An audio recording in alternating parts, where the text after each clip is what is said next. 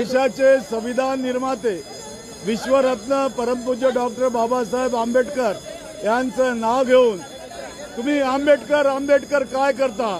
जर वारंवार तुम्ही अशा पद्धतीचं जे नाव घेता त्यापेक्षा तुम्ही देवाचं नाव जर घेतलं तर तुम्हाला स्वर्ग मिळेल।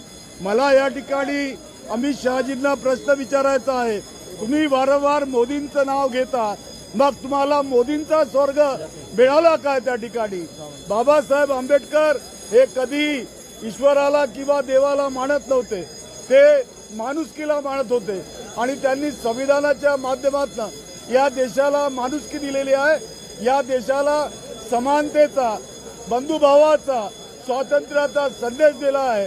ती आमची अस्मिता आहे आणि तीच आमची या ठिकाणी संपत्ती आहे।